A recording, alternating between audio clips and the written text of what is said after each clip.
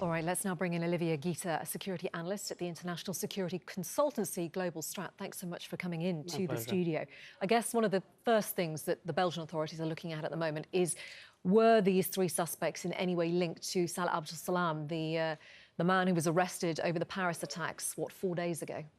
Yes, very much so. I mean, the nexus of information and intel that we can gather seems to indicate that they are, because obviously the timing is very coincidental. Also, there are not many bomb makers that can pull off that kind of suicide vest with nails, so sophisticated in Europe.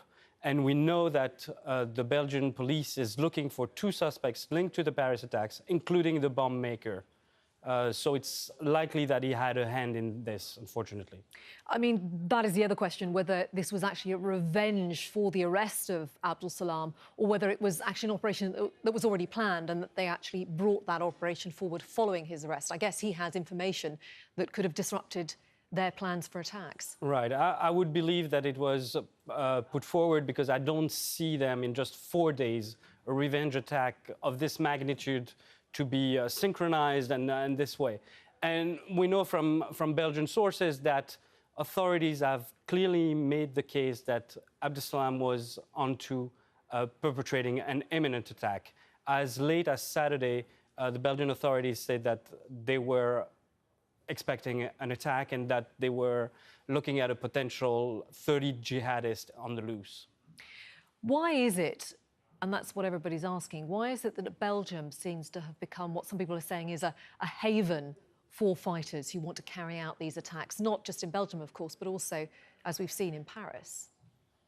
Yes, I mean, Brussels has unfortunately become Bruxellistan and taken over London as the main hub of, if you will, jihadist terrorism in Europe. It's just the laissez-faire way of doing, not infringing in some of the radicalization that happened. We've known all along for the past 10 years that Molenbeek was very problematic, and unfortunately, they sat on their hands and didn't intervene. So you're saying that the Belgium intelligence services, the Belgium authorities, maybe even Belgian politics has failed? Is that what you're saying? I mean, I know there's been huge pressure on the intelligence services, certainly in Belgium, for not knowing that the Paris attacks were going to happen and be organised, orchestrated from Brussels. I would say that on the level of this attack, what unfortunately they can be blamed for is that if they had had actionable intel, like I suspect they had as early as Saturday, they should have either put the city on lockdown, like in December, or put major security in the transport system, because we know that jihadists are going to go after the transport system. And so that's the major aspect that is the trouble when we see how they responded. Olivia Gita, for the moment, thanks very much indeed for your analysis. Thank you. Thank you.